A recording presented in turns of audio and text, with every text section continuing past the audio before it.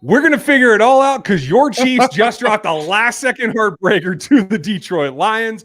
But a lot of headway was made in this ball game, and a lot of questions have at least more of an answer than they did before. Welcome in. This is the post-game live with Dan Harms and me. I'm Ryan Tracy. Nice to meet you. Nice to see you. If you're new to us, like and sub and do the thing because we're going to get after it.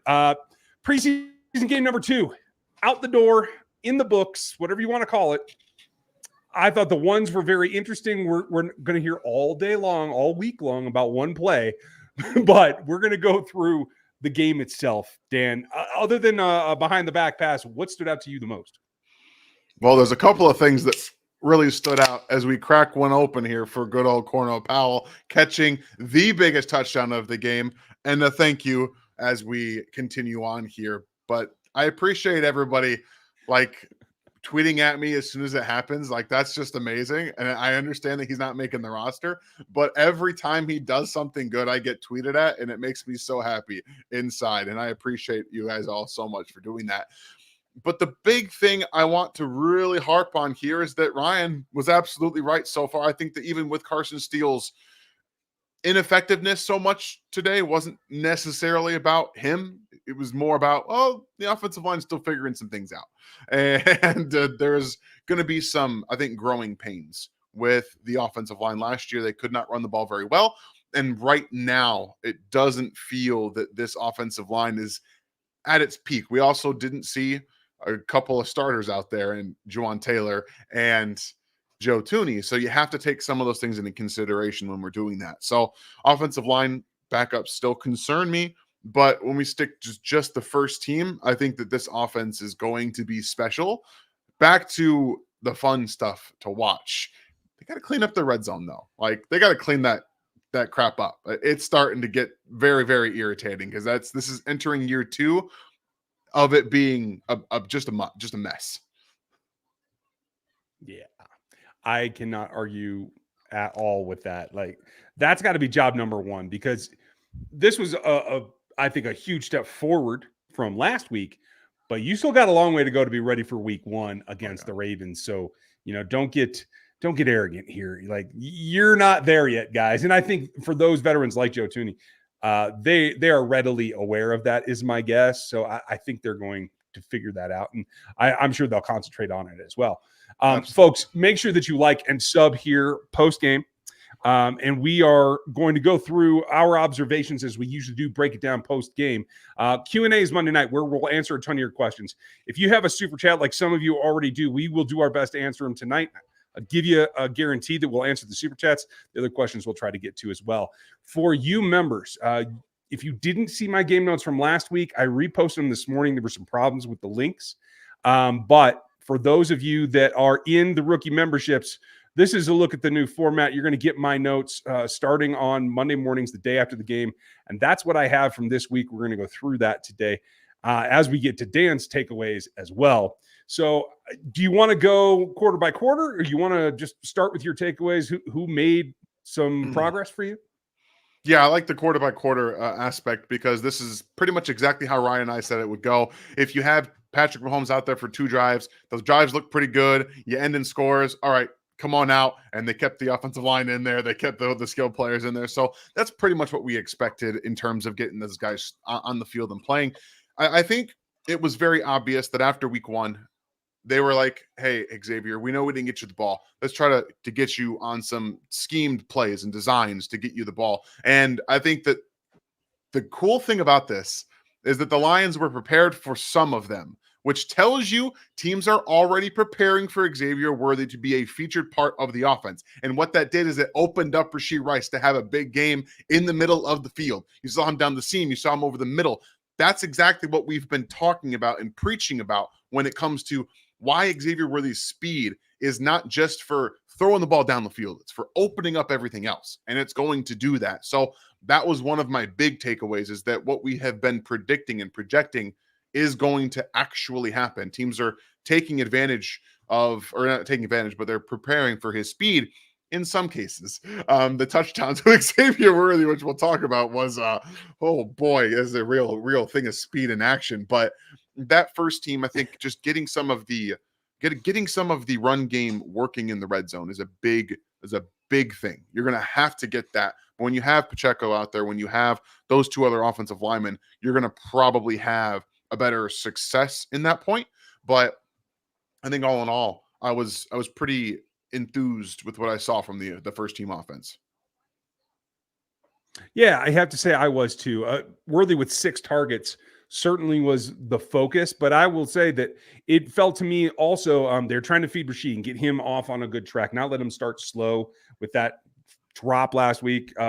Whatever, they were trying to make sure that without Hollywood, that their 2 prime outside targets were going to get some feel this week to go along with, the magic that is Travis Kelce.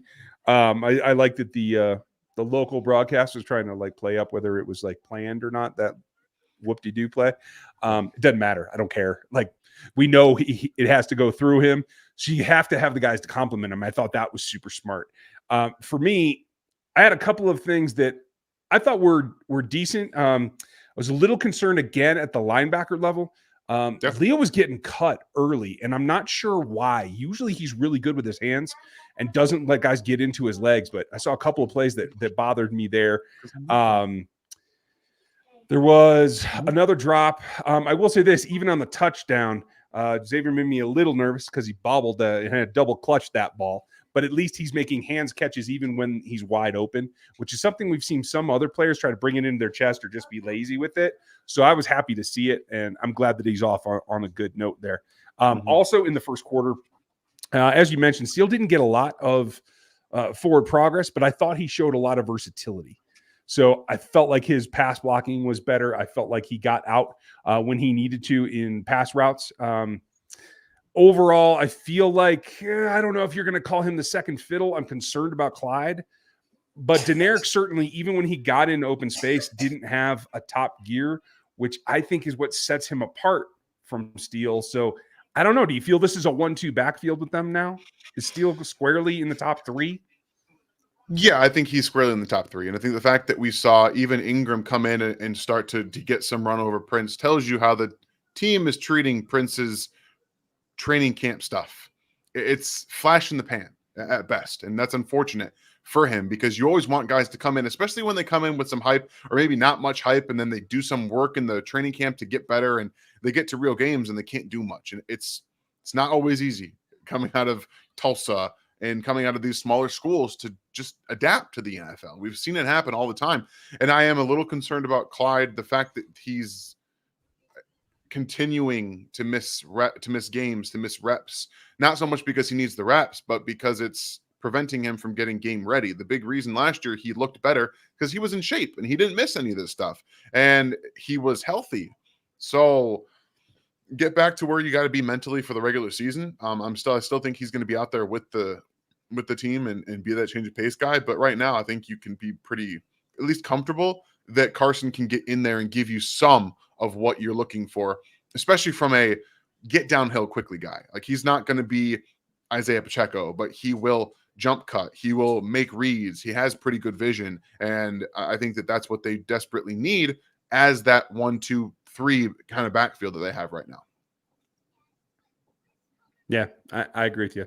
As far as the blocking goes, I thought Cagliari was all right at left guard. I thought Kingsley played pretty well. He did have that false start, so we can't ignore that. But for the most part, I felt that he looked the part. It felt like they had a bit more of a rhythm to me. Still did get killed on one screen because Niang just completely lost track of the guy that he was blocking, and like the guy didn't even have to try to shed him. So, I mean, the screen was all right. Was the screen actually set up? Because it felt like Steele was too far to the outside. He was not in front of any offensive lineman. He was just in the flat. So I don't know if that was just him being in the wrong spot and there was just nobody there, because it did not look like a screen when I watched it at all. It looked like it was a flat play. Yeah, on first thought, I didn't think it was a screen either. I thought it was a swing that it looked like he had to reach out for it, if I remember correctly, as though I felt like he didn't get out far enough. Yeah, it was weird. Weird play. In watching the way Niang attacked the block, it felt like a screen to me when I went back and looked at Niang in particular. But and it would have made more sense. One bad play from Niang, I'm not going to hold it against him. I thought overall he played good. Yeah, I agree. It's a weird thing to see because I thought he was blocking it like it was a screen. So he was like, okay, I got running back behind me. You're on the outside. You stay there. That's fine. But Steele was too far to the outside. So that's just some communication stuff that will get worked out. But I agree. I think Niang, the last 2 games, I was quick to be harsh on him in the first game. But after I went back and watched, I was like, okay, he looks pretty good. He looks way better than I expected him to be at his weight, to be very honest with you. So that's good news, I think. Yeah, I'm totally with you.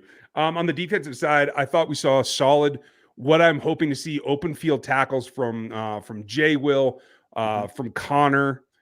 We saw Hicks all over the place throughout the game, but I felt good about that. They did put Nazi out there and let Trent go into the nickel at times. I think that's still probably not a hard and fast rule. It feels like they're going to do game by game matchups of how they're going to use Trent McDuffie. I did find it interesting that the punt return was Hardman. Not that he got a whole lot there, but like it feels like it's very, very unsettled. I think Hardman got a good one at one point. You had Remigio get nearly a 45 return. You had Moore get a 45-yard return. It felt to me overall like Dave Tope got his guys to figure out what this kick is going to be. You know what I mean? How did you feel about that? Yeah, it looked like not just that, but I follow some Lions guys, and it looks like their kick coverage is not the best so far. So you have a little bit of help there, but you also saw decisiveness. You saw they looked more comfortable this week. Not everyone was guessing, okay, what's going to happen here. It felt like they had a plan. I was on the radio with Jason Anderson and Sterling Holmes earlier this week, and we were talking about the kick game. Like, if you want to get these players actual, get a judgment on them, let them return. Why are we kneeling the ball in the end zone in the preseason game 1? Why are we doing any of that? Let them return it. See what you got. And every one of them decided they were decisive. They came out. Even Carson Steele had like a 30-yard kick return. So they were just, all of it was really good today. And I think both of Sky's returns were decisive. They were quick. You saw the field very well. I think that Remigio has done a good job, obviously, Steele. And so they're trying to figure out a lot of these return guys. So I wouldn't be surprised if in preseason game 3, you see a lot of changeover, not just kick returns, with punt returns as well. Yeah, I think that makes a lot of sense. You got to differentiate yourself. I expect it felt like a tale of 2 games. Ross got a lot of play time today, much like Remigio did last week, and Remigio barely played at all. So I don't know if it's a reaction to Remigio's errors in last week, or if they just wanted to emphasize one versus the other in contrast. I'm expecting that they are like the 6th and 7th guys right now. So I'm thinking next week we see a ton of both of them to try to find another differentiator. Do you see it that way?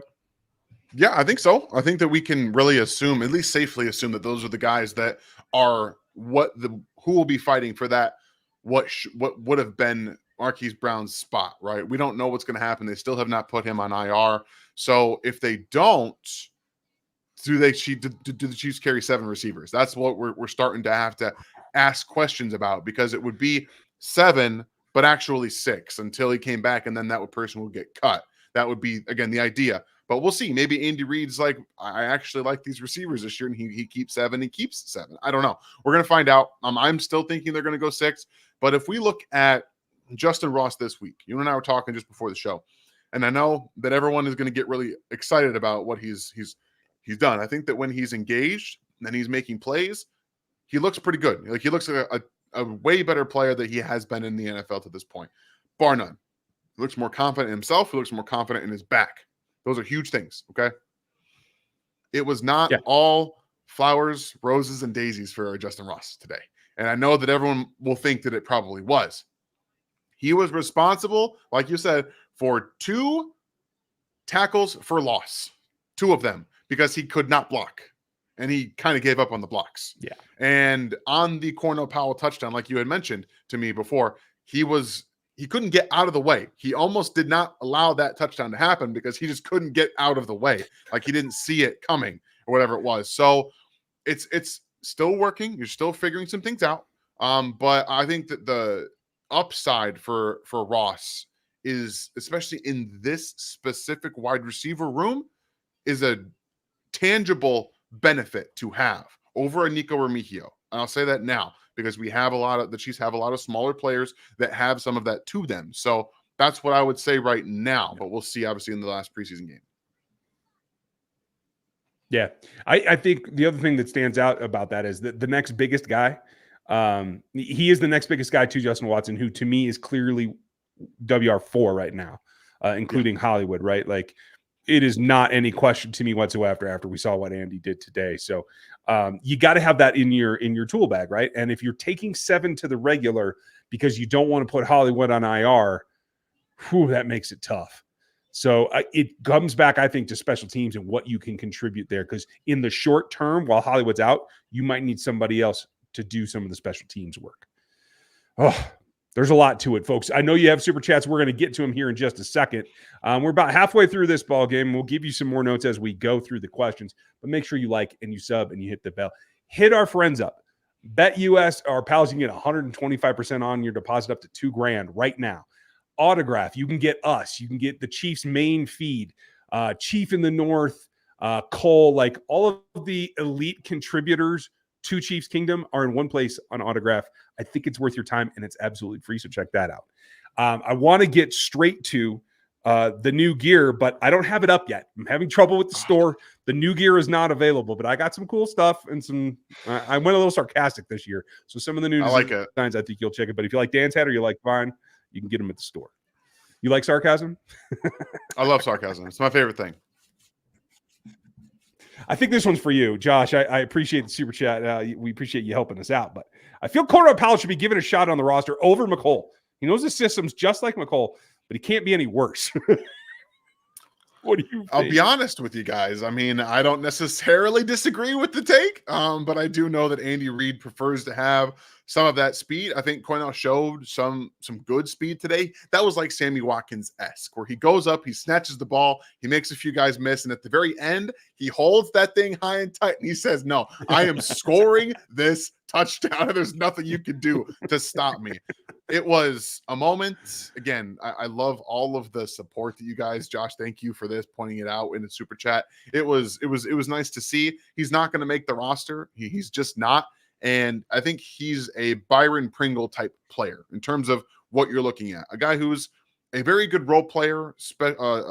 He would be able to contribute on special teams, practice squad kind of guy that if in case, you break glass in case of emergency type player who can come in, be where you probably need him to be, and you might be able to get some out of him. But at the end of the day, it just didn't connect for him. But I think that this play will always serve as a very great reminder of what could have been.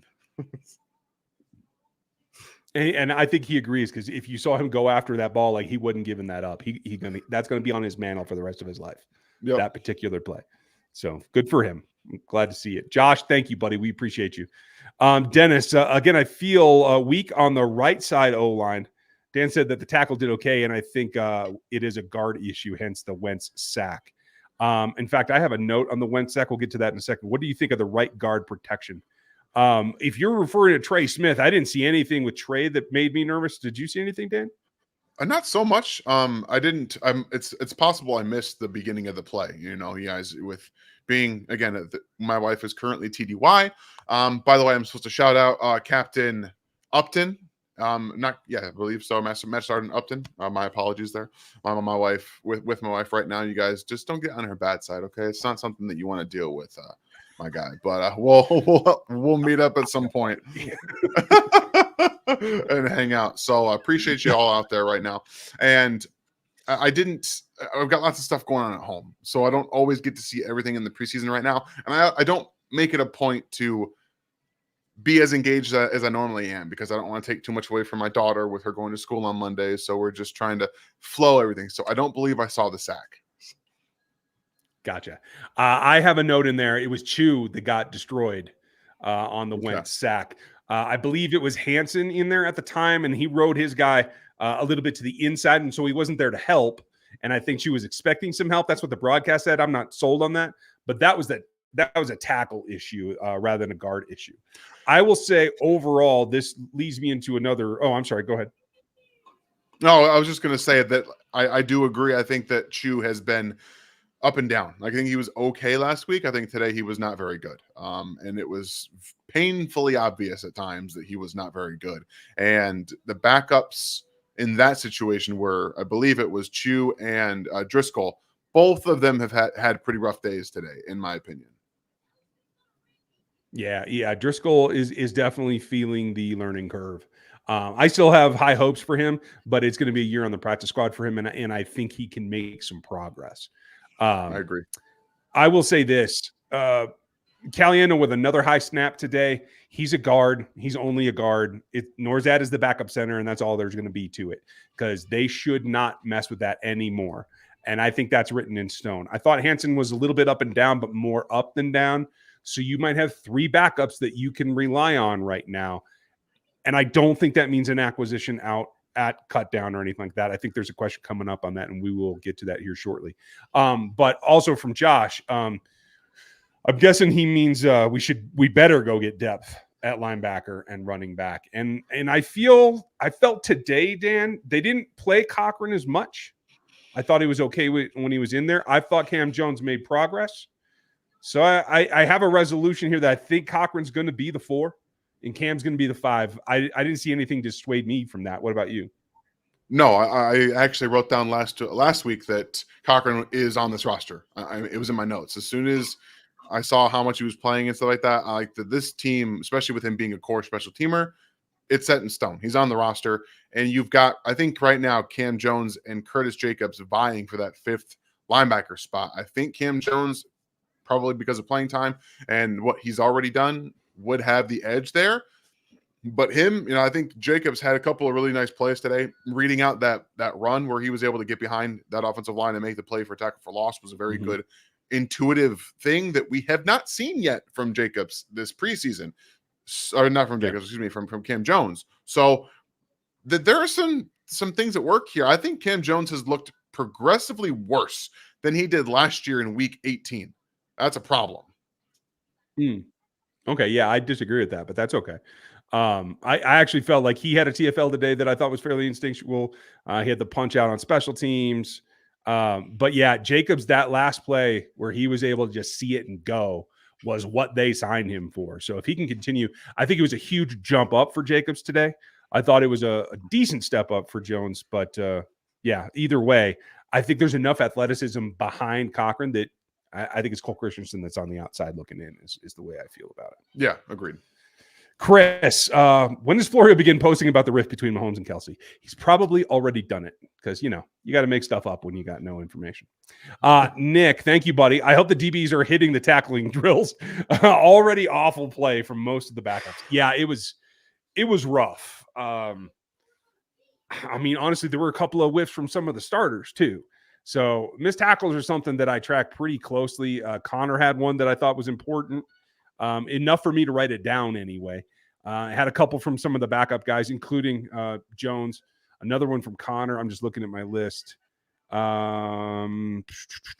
Yeah, it's just a little bit all over the place. And maybe that's just the time of year, but this is when you have the most time to work on tackling. So I would hope it was better than this. I'm not concerned. Are you? I mean, for me, I'm looking at Connor. Like, that's just how he plays. He is I'm going to run downhill and I'm not going to wrap up very much. And if I do, it's going to be at the ankles. He's just not a short tackler. He wasn't in college. He wasn't last year. Every time you see him do a good job with tackling, it's like, okay, good job. You did what you're supposed to do there. But typically you see him dive at legs and try to cut people out from under him. So that is just who he is. And I'm fine with it when I understand who it is. If I start seeing players that are typically short-handed, they're short tacklers, start to miss tackles, that's when I get a little bit, probably want to put that down and see what's going on. But I think at the end of the day, a lot of these players have not played in a game very much in the NFL. And when they do get the opportunity, it's very, very, very hot out there. Today it was super, super hot. Not something that they're really all that used to. Even in training camp, you don't get to do what you just did today with the high intensity play time that you saw some of these guys get in the second half of this football game. So a lot more reps than they're used to playing. Tackling when you're tired is not easy. That's what this is for. You're all going to get tired at one point in the game, and that's why you need this to say, okay, I need to do a little bit more, get in better conditioning shape. Because I'll tell you right now, FAU made some good plays today, but he was very, very, very tired. Very tired. Like all of the second quarter, he was super tired. It's the most snaps he's played, I think, since college. So you have to take some of that with a grain of salt, but you have to be better. You just have to. Yeah, and somebody get me Pharrell a damn oxygen tank because I thought he was going to expire on the field there for a minute. He played Oof. pretty good today too. Like I was just like, dude, you are like taking breaths to be like, oh, I'm just gonna sit here for a second to get some of my breath back. Yeah, I don't know. I'm not impressed yet. Nick, thanks for the support, buddy. We appreciate you. Appreciate you, Nick. Tracy says finally behind the back pass. Like you've been waiting for it. It makes me cringe. I was like, oh, don't do that. The fact that But Patrick I'm glad you're happy, Tracy. I'm just mad at Travis. I'm just mad at Travis for not listening to me in the huddle. So I'm going to go behind the back to this guy, and we're going to get a first down anyway. Like I love that. And then you hear that, like I said, with the back and forth between him and Travis, it's all love. Even if this was just a big old, they had like 2 quarters to plan out their response to this question. By the way, so it would not shock me if Travis and Patrick actually did this on purpose, but they just said it wasn't on purpose. That's my thought exactly, especially when Travis was like, well, it went for a play. Yeah, it went for a play. We understand that. That was exactly my takeaway. Like, this is a whole shtick that they came up with. Terry, I'm glad that you saw Truman Jones. I thought he played better all the way around. Obviously made the one big play, but looked more solid and more comfortable to me. I still don't think that they can afford to put him on the roster yet, but I think as a practice squad backup in case of injury or something, I love that he's making progress. So I'm encouraged for him. Looked like the dudes were happy for him too. Then Darius, nice to see you. Glad that you made it. I got a beer thing for you that we got to talk about, and hope you're doing well, pal. Ocean, Miss Caroline, thank you. Thoughts on the tight ends? Nobody outside of Kelsey, Gray or Kelsey made plays. I actually disagree. I felt like Wiley settled down. I felt like he was in the spots he was supposed to be. I thought that little curl was perfect in understanding where he was supposed to be in that alignment. What do you feel like, Dan? Did I miss something?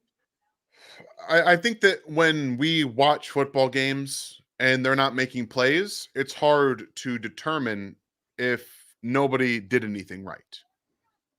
You can't tell if they're in the right spot all the time, especially when we're watching on broadcast. It's hard to watch a broadcast game and really get an idea of how specifically tight ends are playing because they're not always involved. The wide receivers get all the catches, running backs get all the touches, the tight ends typically outside of Travis fall by the wayside a little bit. So I think that it was, for me, a little bit difficult to get an idea of how Wiley played because I wasn't necessarily paying attention to every time he was on the field. But I will say, when he was on the field, he didn't look like he was thinking too much, like Ryan's talking about. It looked like he was a little bit quicker in getting out of the snap and getting to where he needs to be, all that stuff. So I do think that they've got a lot of talent there. And at the end of the day, you have to take some of the preseason stuff with a grain of salt. They're all trying to get out there and make something happen. And sometimes you don't get to.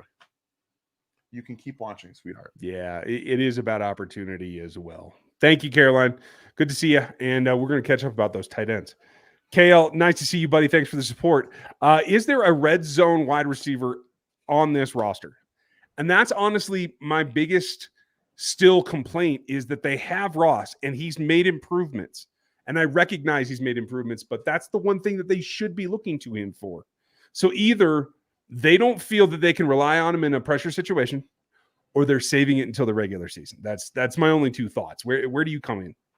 It's possible. Again, if he makes the roster, that's definitely possible. We saw him out there last season in the regular season, plays some red zone snaps. So the fact that he wasn't is interesting, at least because why hide it if you've already shown it last year? I also think we're probably going to see a little more 13 personnel in the red zone this year. I think it makes a lot more sense, especially with Travis and Xavier Worthy, because I'm going to say something right now. Xavier Worthy, I think, had 18 total snaps today. That includes 12 personnel. Travis, Kelsey, Noah Gray, Xavier Worthy, and then Justin Watson were out there for their 2 per 12 personnel snaps that Mahomes had. Rashee Rice is your slot receiver. He is your slot receiver. He's not out there in this traditional sense that we have with your 12 personnel.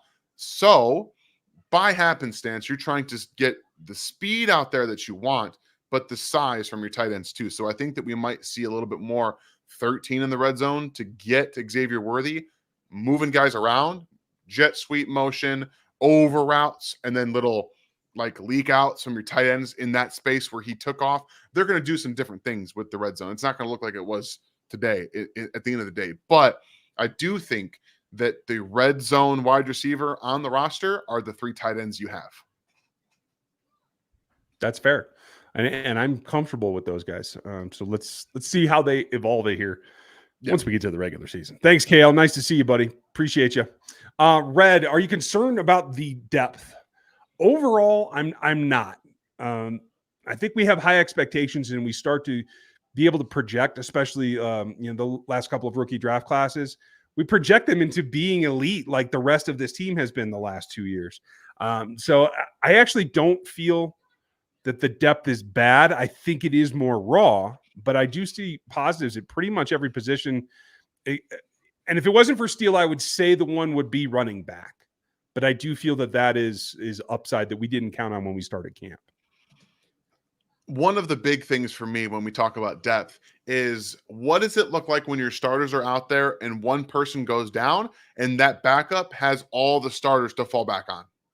That's what depth actually is, because you have second and third team out there with second and third team players. Your depth is, yes, it'd be great if you went out there with your third team and they just kept dominating people, but that's just not how it works. So what if you took Caliendo and put him in there at left guard next to Kingsley and next to Creed Humphrey? How does it look? How is the depth that way? I think that I'm less concerned about the depth in that sense than I would be if we're saying, hey, this is the Super Bowl from 2020. That depth where you have 4 different offensive linemen in there and you have to figure that out. That's not the kind of depth I think that I'm worried about having to happen. Yeah, I'm feeling solid about it. Steven, thank you for your question and your support. KT, start learning French. Send him to the CFL. I mean, let's be real. He's going to be a rapper. I don't think he'll ever go to the CFL. He can't seem to get himself motivated to play in the NFL. So I don't know the CFL is going to do any good. But I kind of agree. I mean, let's just point out, did he have a lot of opportunities? No, but he didn't play till late, and I think that's for a reason. And when he did get in, he committed 2 penalties on 1 damn play. That's just a lack of focus and a lack of understanding. Again, you covered up an end of line of scrimmage player that you should know by now you can't do. Like, this is the end of the road for KT. I don't think there's enough redeeming value to keep him on the roster any longer. I think he's a cut now. He was still needing Carson Wentz to tell him where to line up. I watched it happen in real time. He doesn't know what he's doing, and he doesn't care enough to know what he's doing. That's why he's out there in the fourth quarter. He has all the talent in the world, but he doesn't care. He does not care. And if anyone has questions anymore, we know what's going to happen. Kadarius Tony is getting cut. He's not being on. He's not going to make this Chiefs team, and it does not matter because he doesn't care enough about the team. He showed that by the way he attacked the coaches last year, saying they were lying about the injury that he had, and the way that he refuses to learn the playbook and learn where he needs to line up on any given play. This is year 4 in the NFL, buddy. You're done. No one's going to take a chance on you anymore. Yeah. I don't think so either. That's all she wrote. Thanks, Stephen. Appreciate you. Chris, thank you. Is Dan back on the Powell hype train? He's the driver. That's what he is. Chris, thank you. Another one of our members, folks. If you want in the memberships, you want the extra content like my notes and the other things that we do. I'm going to give you guys a members video this week. I'll probably follow it up with a few of them. But my inside guys of who should be on this roster that maybe is going to be a question here going into the third game. I'll give one away tonight or tomorrow or in the breakdown or at some point because I think he really stood out to me. We'll see if he comes up or anything else. The starters, I think, did great in the first 2 drives, and Xavier Worthy, obviously, with the offense to extend the field goal. Like Dan said, and I agree with Ryan on linebackers, is where they need to do better. I appreciate that, Bradley. I think also there's one other thing, like the depth at defensive tackle did bother me. I wasn't as happy with Farrell as you were. But my guy, Lovett, it isn't clicking for him. He's got all the talent in the world. He's going to be a practice squad player. He doesn't deserve to even be in the mix for the 53. And it leaves me a little bit, again, like you said, in case of an injury, if not, he doesn't recover in time or somebody else gets hurt. Like, I'm a little worried about depth there in terms of being able to be functional the first couple of weeks against some AFC North foes that I really want to beat.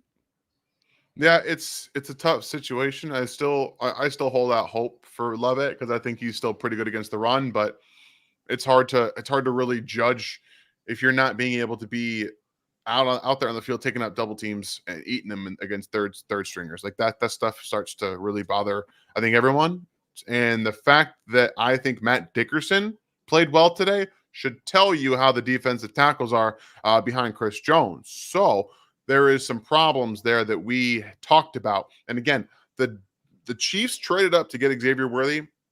I'm glad they did. I love Xavier Worthy. I think they could have got him where they were. And then they could have drafted my dude, Dwayne Carter. I'm going to keep saying this because he's been doing work for the Bills already.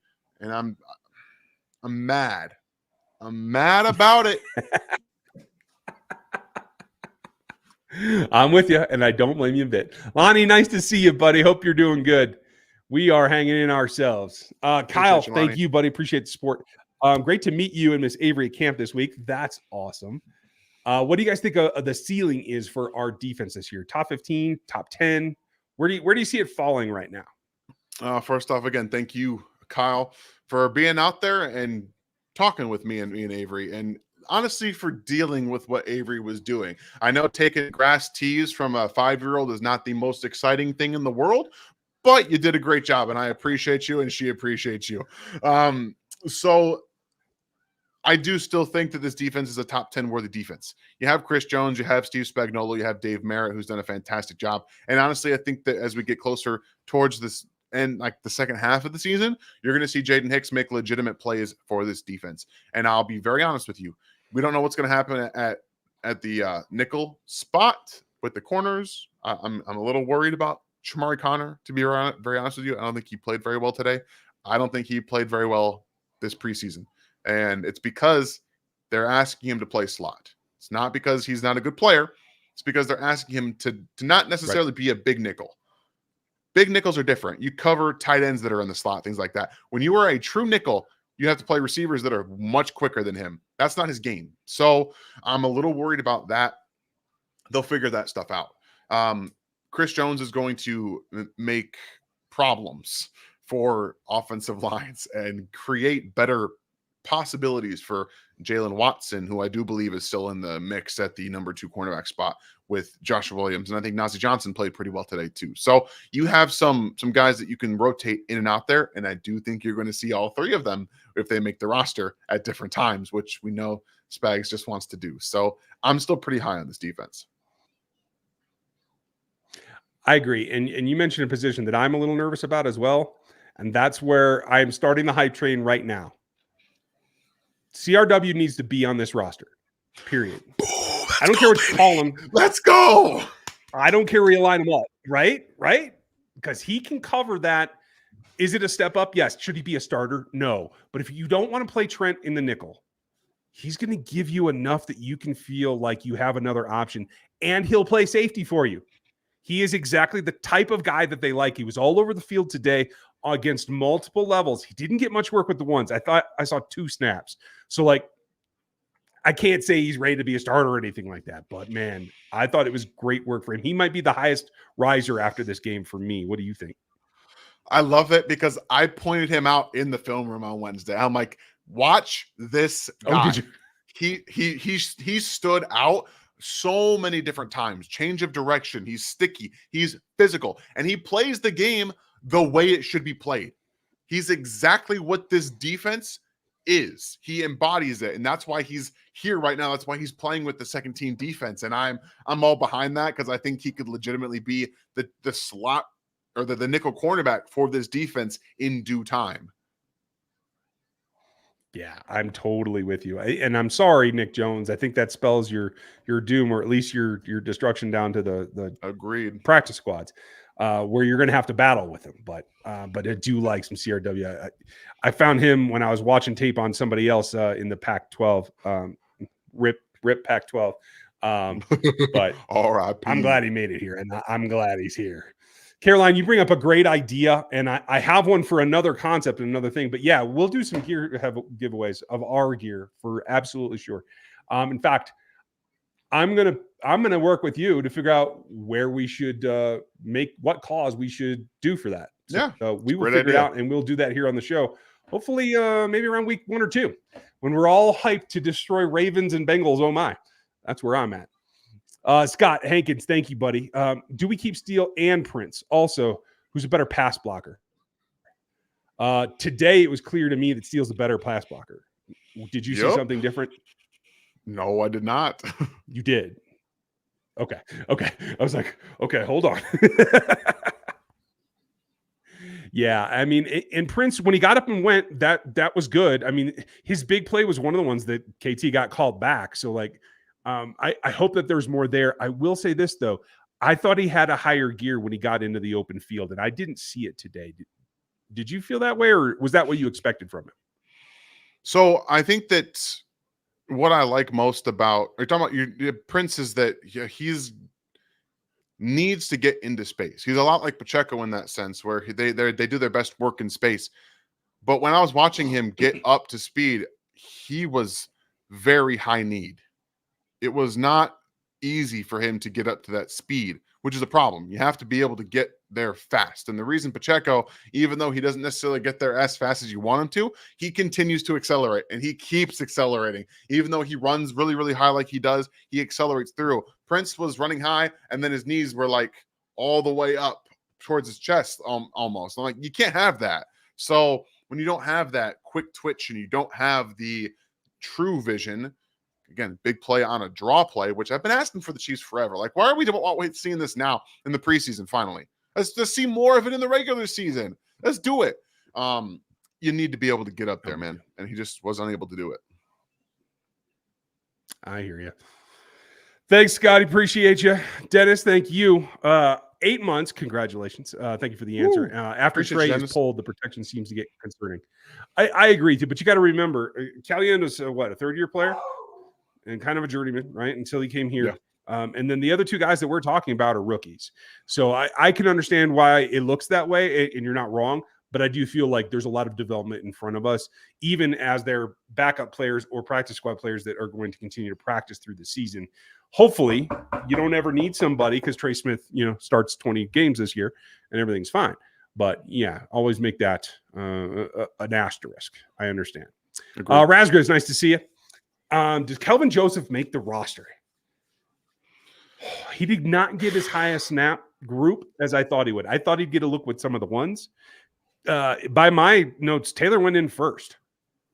And I was a little baffled by that. And if it hadn't been for the interception, I would think that Taylor was behind him overall. Where were you?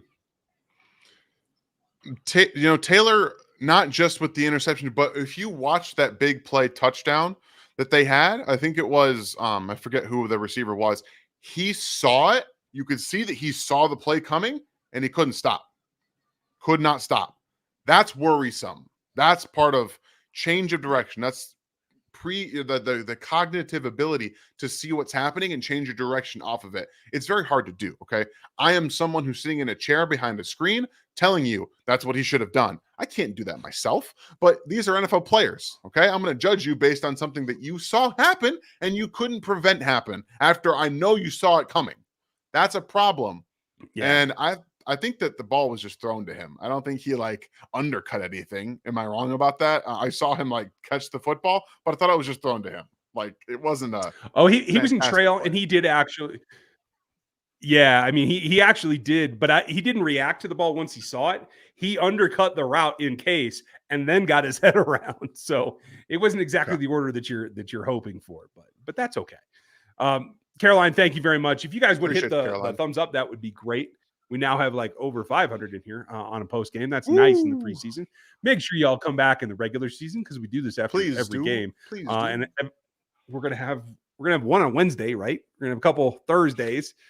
I don't think we play on a Friday, do we? But other than that, we'll have at least one every other day of the week. I think they play on Black Friday this year, don't they? Oh, do they really? Okay, maybe they do. Let me look. There's one day they don't play. So is it a Tuesday they don't play? There's one day of the week they don't play on this year. I'm about to find out. Thank you, Caroline. About to find out.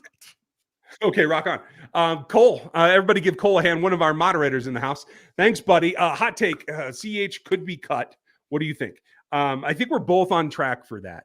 And I don't know that it's of anything negative for him. When we have seen him, I think he's looked like himself, which they seem to like. But his availability is now a significant question. I think Andy likes him, though. So unless there's a reason for Deneric Prince to like literally pass him, I could see it, but it's 50-50 to me right now. Yeah, I think that we understand how the Chiefs feel about CEH. The fact they brought him back. And yes, I know he's dealing with some mental health stuff right now. Again, it's not a joke. Mental health is a legitimate problem, and you do what you have to do to get right. And the fact that whenever he's healthy on the field, he goes in right after Isaiah Pacheco. That should tell you everything you need to know about CEH, the way that they feel about him, even if it's just for this next 1 year. Yeah, agreed. Excuse me. Thanks, Cole, and thanks for being here and running the show. Appreciate you. Steve, will we look for a backup offensive guard at cutdown? They're always going to look, but I feel like between the three, they probably feel like they have their backups that they're comfortable with. They have 3 or 4 others in camp. I don't think there's going to be a bunch beyond that, but I'm guessing those guys are going to make them feel safe. Debbie, thank you. Appreciate the 20 spot. Always the support. Thoughts on the O-line today and Kingsley's performance in particular.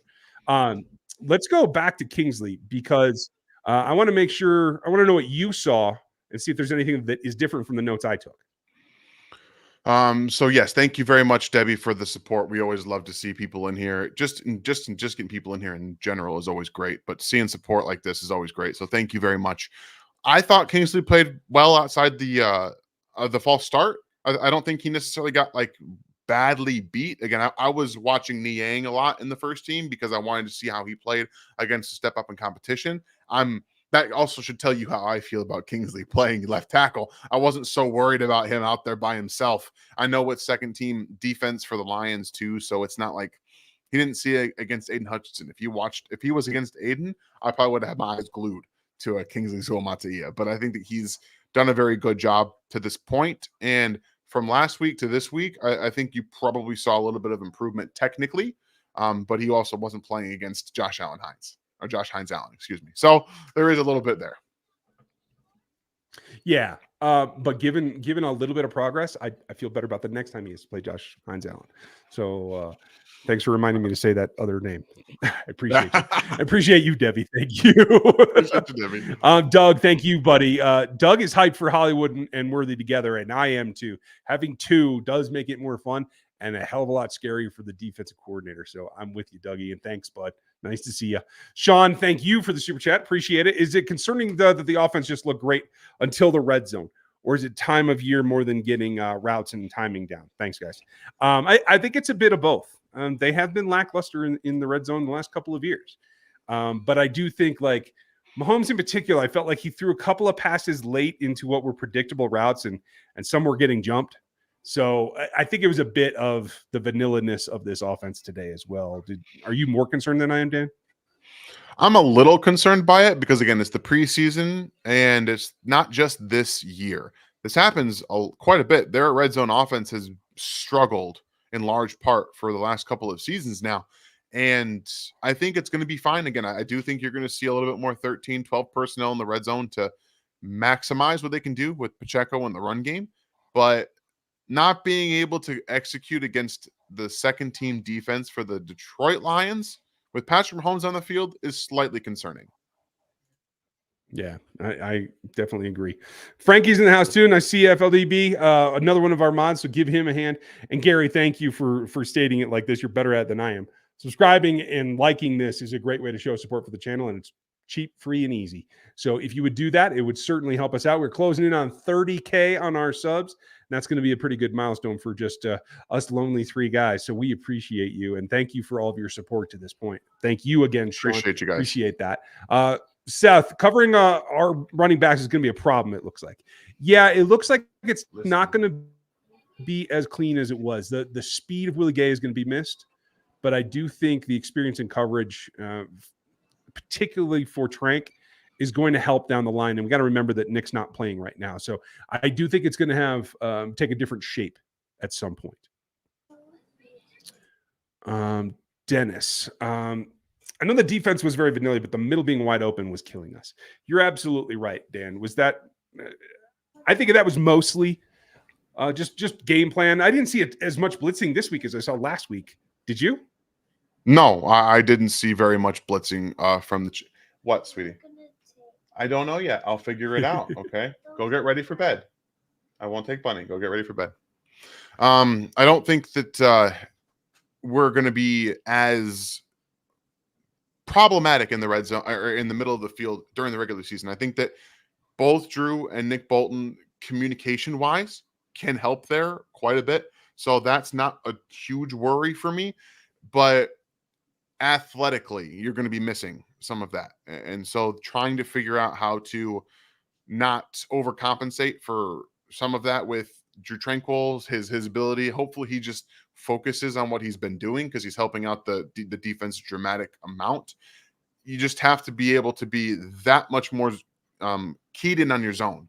And if you see a running back, you might have to not get as wide as you want to, and the corners might have to compensate for that a little bit. Like it's going to be a work for everybody involved. Like they'd all have to be on the next level with that, because it will be a considerable problem if they consistently open up too much of the middle of the field and let those running backs go.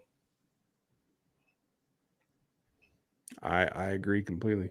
Dennis, thank you, buddy. Appreciate you. And absolutely. Sophie, happy birthday. Hope that you're having fun and don't get in too much of a rush to be 25.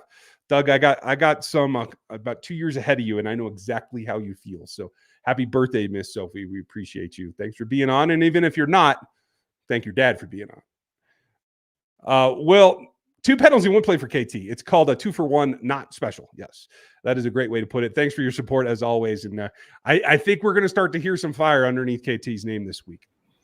Pono, Renfro. He and Rashid on the field together would create havoc for an NFL defense. You know, I have a tendency to agree with you. I like what Renfro does, but getting him on the field, especially in the slot where I think he's naturally best, is difficult with this group of slot-oriented receivers. So while the concept works for me, I don't know if the practicality would. I'll fix it. So Hunter Renfro on a team that has a ton of slot receivers makes no sense, Pono. And that's not like a knock at you. It's just they have so many players that are small. So many.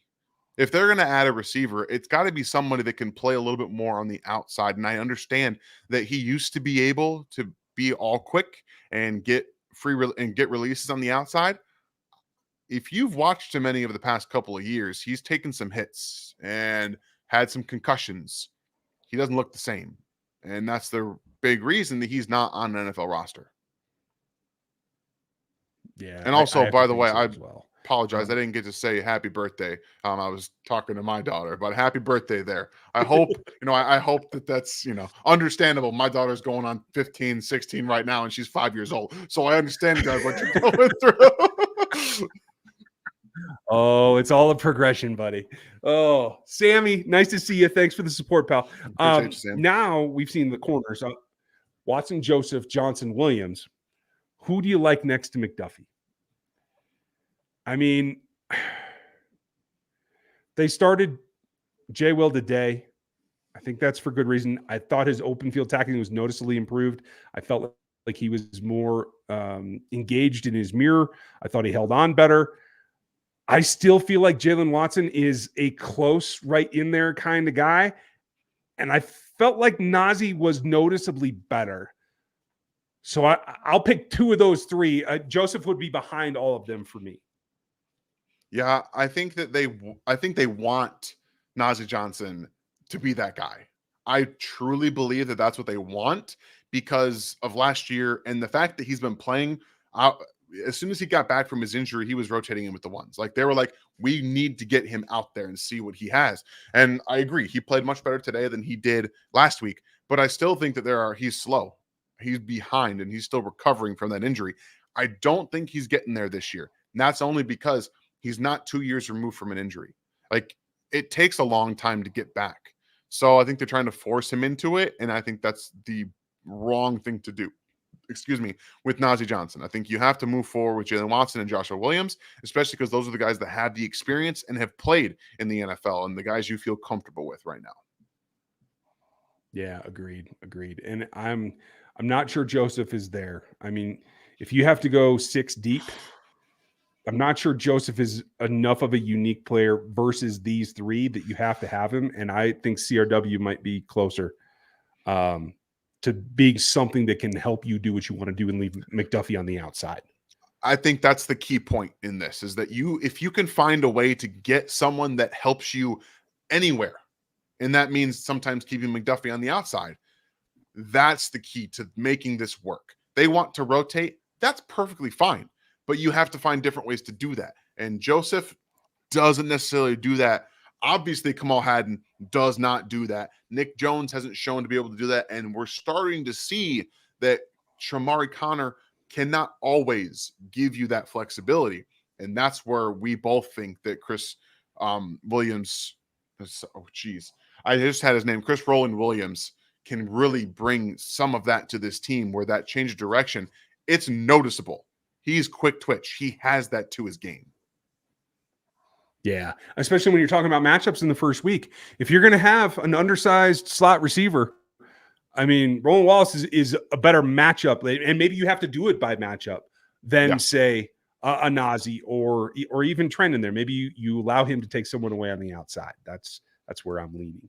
Thanks, Sammy. Appreciate you and great question. Debbie, welcome to the memberships. Nice to see you in there. And thanks Debbie for the support today. Really appreciate it. If you guys would hit the like, Scotty would be very happy. I would. Absolutely. So, last couple of questions here, and we're going to wrap it, folks. I'm going to be live on Locked On Chiefs here in a little bit. Matt Derrick will be joining us. Okay, we lost one of them. One of my last questions there, but I can't remember what it was. I must have misclicked something. So I'll go back and find it if you want to take the last one that's queued there. Sure. All right. Sean, appreciate your question, man. Do you think Carson Steele could finally be the answer to our short yardage woes? So it's really twofold. The offensive line typically has not been built for short yardage work, and we've seen that. But I think what they've done is build it to where they can interior-wise with a healthy Joe Thuney, and I think Kingsley can bring some. I think Juwan Taylor got better as the season went along last year with his run blocking. I think that they can be better. Now, the real question here is he the answer because he comes in at fullback and blocks for Isaiah Pacheco? Because I think that might be an answer to some of those. He did get one snap. The Chiefs ran one snap of 22 personnel today. One snap. I have it recorded. It was with Carson Wentz, and it was their first play with him in the fullback. It was 22, and it was fantastic. They didn't do a ton with it, but he had a nice little pop on the edge there. That's what you want to see. Get out there and just hit somebody. That's what a fullback does. Well, and here's the even better thing. You can put him in a split back formation, old school pro split, and you don't know who's blocking for who or who's a decoy. Yeah. So I am all for the cat and mouse here with Steele being a legitimate target. So let's cross our fingers. Yay to the fullback. And we're going to wrap up with Kirk. Kirk, appreciate you. As always, you're the man, one of our longest members. Besides KT after today, who's on the outside looking in? I'll give you a couple of names. Remigio, Nick Jones, my guy Lovett for sure. And unfortunately, I think Truman Jones, despite what I think was an improved performance from him. Anything, what do you got, Dan? So I think that there are the Kelvin Joseph we talked a little bit about. He's on, like I believe you just may have said his name. I'm trying to think of guys that we had previously thought maybe in there, like Chew. Chew's probably not going to make it. I think that we've seen some flashes from him, but I think that the Chiefs will be pretty comfortable with Wanya Morris and Lucas Niang as your backup tackles. You'll probably get those two through. CJ Hansen will be on the practice squad. Again, two pretty good showings for a guy out of Holy Cross. I'm pretty happy with what he's put together. You like to see something like that. As of right now, I still think Justin Ross is on the outside looking in. I think he looks way better than he did last year, but there's a lot of work you have to do. And I still think Andy's going to lean to 6 wide receivers. And with the Hollywood Brown injury, if he's not on IR, it's tough to get him there. It just is. Yeah. So let me think of one more. Let me think of one more player. Just there's no one like that was pushing to make the roster that I think is no longer pushing. I think that's pretty much everyone I got right now. Yeah, fair enough. Cody, glad you had a good time. And he said, I have Appreciate to you, say, Cody. the behind the back pass broke Arrowhead. So I'm glad it was fun out there, and I'm glad it was loud. That's awesome. So that's it for us tonight, folks. We're going to be back Monday for the Q&A. I'll probably have a wild hair and tell you something tomorrow. So look for something tomorrow afternoon, evening, some of my takeaways. And then the Tuesday breakdown continues. My blockbuster, trying to emulate the old halftime show, like the league in 2.5 minutes or something like that. And then Dan's film breakdowns always on Wednesdays. Make sure that you tune in for all of it. And DC, that's fair. Roland Wallace is a undrafted free agent, and he played at USC. Right. And if you don't watch Pac-12 football, you didn't see him much. All I'm saying is that you didn't watch the Wednesday breakdown, DC. That's all I'm saying, because I did. I mentioned him. You didn't watch it. I told everyone to watch out for him. So if you didn't know about his name before today, I know you didn't watch the video. Tell me you didn't watch my video without telling me you didn't watch my video. It's all good. Just come back on Wednesday. We'll have some more for you.